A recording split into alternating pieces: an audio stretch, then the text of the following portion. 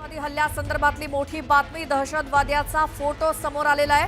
पहलगाममध्ये गोळीबार करणारा दहशतवादी आणि त्याचा फोटो न्यूज 18 लोकमतच्या हाती लागलाय. हा दहशतवादी कोण, त्याचं नाव काय आणि त्याचा खात्मा आता कसा करायचा या संदर्भात आता सैन्य काम करतंय. हा फोटो आहे कालच्या दहशतवाद्याचा. त्याच्या हातामध्ये बंदूक आहे. AK-47 रायफल घेऊन हे लोक पर्यटकांमध्ये घुसले होते. पर्यटकांना नाव विचारून, त्यांचा धर्म विचारून त्यांच्यावर गोळीबार केलेला होता.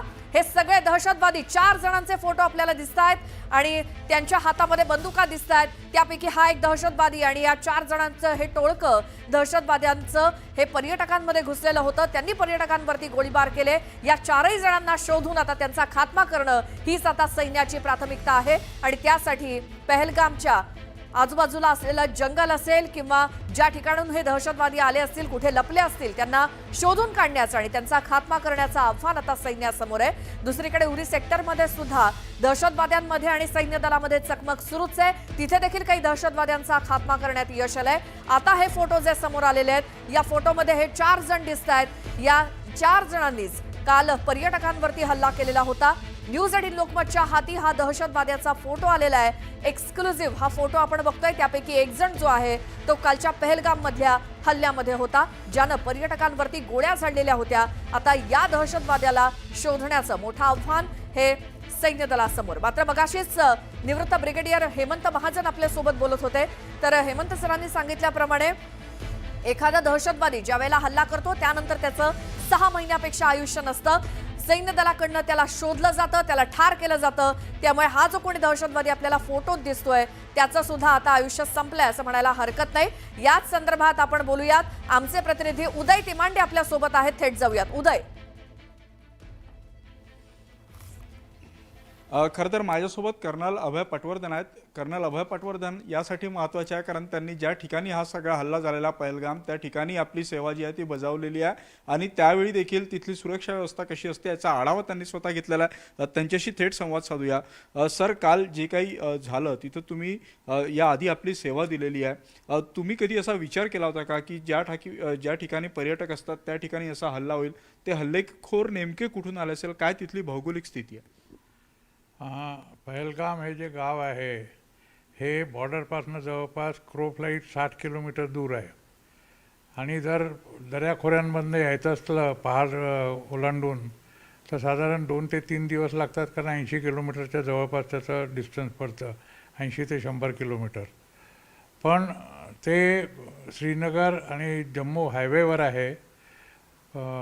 अनंतनाग नावाचं जे एक मोठं गाव आहे जिथे आपली एअरबेससुद्धा आहे आणि त्याच्याजवळच पुलवामा जिथे मागे हल्ला झाला होता, दहशतवादी हल्ला, ज्याच्यात CRPFचे लोक गेले, त्याच्या ईस्ट साईडला हे गाव आहे, म्हणजे पूर्वेकडे गाव आहे हे.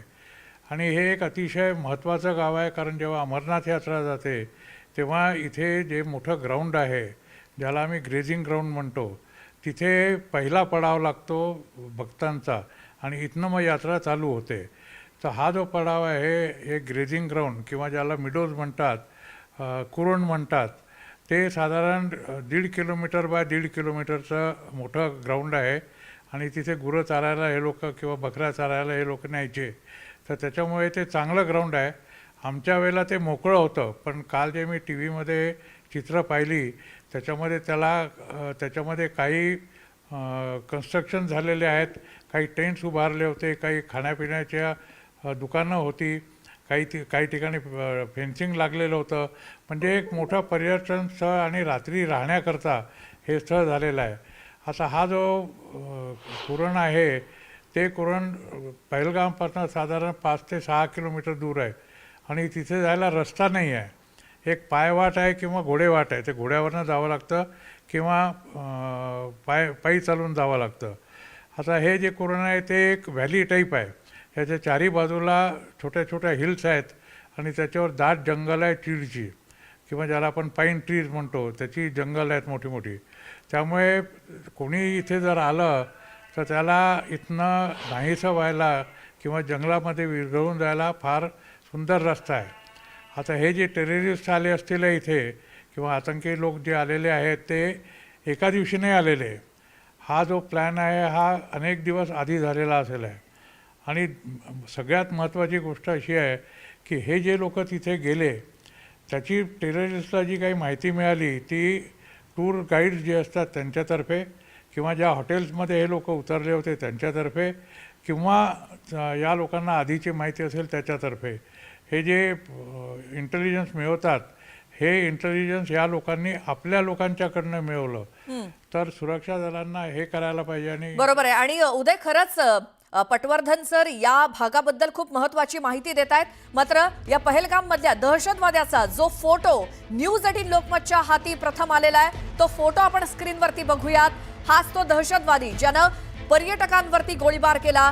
या दहशतवाद्याचा फोटो सर्वात आधी न्यूज 18 लोकमतच्या हाती लागलाय आणि सगळ्यात आधी मराठी न्यूज चॅनल हे या काश्मीरमध्ये पोहोचलेलं ते म्हणजे न्यूज 18 लोकमत.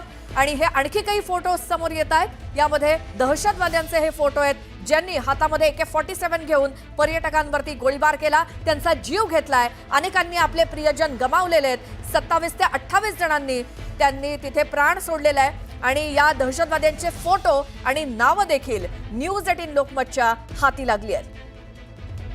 3 जणांची नावं कळलेली होती. आसिफ शेख असं देखील या दहशतवाद्याचं नाव आहे ज्याचा फोटो आता आपण स्क्रीनवरती बघतोय. हा फोटो आणि हे त्याचं स्केच, हे दोन्ही दृश्य, हे दोन्ही फोटो आम्ही तुम्हाला स्क्रीनवरती दाखवतोय. ही एक्सक्लुझिव्ह दृश्य आहेत. हा एक्सक्लुझिव्ह फोटो आहे पहलगाम मध्ये ज्या दहशतवाद्यानं हल्ला केलाय त्यापैकी आसिफ शेख नावाचा हा दहशतवादी आहे ज्याचं स्केच थोड्या वेळापूर्वी जारी करण्यात आलं होतं. त्याचाच हा फोटो आपण उजवीकडे बघतोय. काश्मीरमधल्या पहलगाम मध्ये ज्या दहशतवाद्यांनी हल्ले केले, ज्यांनी गोळीबार केला, लोकांचे जीव घेतले, त्या काही दहशतवाद्यांचे स्केचेस काही वेळापूर्वी जारी करण्यात आले होते आणि त्यानंतर त्यांचा शोध सुरू झालेलाच आहे. सैन्याकडनं त्यांचा शोध घेतला जातोय. या दहशतवाद्यांचा खात्मा करणं हा सध्याला एक मोठा उद्देश आहे, प्राथमिकता आहे आणि प्राधान्य आहे. दुसरीकडे स्केचेस आणि त्यांचे फोटो देखील समोर आलेले आहेत. पहलगाम मधल्या याच भागामध्ये जे हल्ला केलेले दहशतवादी आहेत, जे आता पळून गेलेले आहेत, मात्र त्यांचे काही फोटो आपल्या समोर येत आहेत. त्या फोटोंमधनं लक्षात येते की हे दहशतवादी काल पहलगाम मध्ये याच ठिकाणी हल्ला करण्यासाठी आले होते जिथे संपूर्ण देशभरातनं पर्यटक आलेले होते, महाराष्ट्रासोबतच वेगवेगळ्या राज्यांमधनं. आणि 27 ते 28 पर्यटकांचा याच दहशतवाद्यांनी जीव घेतलाय त्यांच्या हातात असलेल्या AK-47 रायफलने. एका बाजूला आपण स्केच बघतोय, त्याचाच हा फोटो आहे ज्याचं नाव आसिफ शेख असं सांगितलं जात आहे. त्याचा हा एक्सक्लुझिव्ह फोटो न्यूज 18 लोकमत वरती सर्वात आधी. आणि त्याचसोबत ग्राउंड झिरो वरनं सुद्धा आपण अपडेट घेतोय. स्केच आणि फोटो याच दहशतवाद्यांचे. हा फोटो 4 जणांचा एकत्रित असा फोटो देखील समोर आलाय. जे काही प्रत्यक्षदर्शी होते म्हणजे साधारण जगदाळे नावाच्या असावरी जगदाळे यांनी जी काही न्यूज 18 लोकमतला माहिती दिली ते 20 ते 22 वर्षांचे किंवा साधारण तरुणच होते हे दहशतवादी असं त्यांनी सांगितलेलं होतं. या फोटोमध्ये बघितल्यानंतर सुद्धा हे सगळे तरुण दिसत आहेत, हे दहशतवादी आहेत. त्यांच्याकडे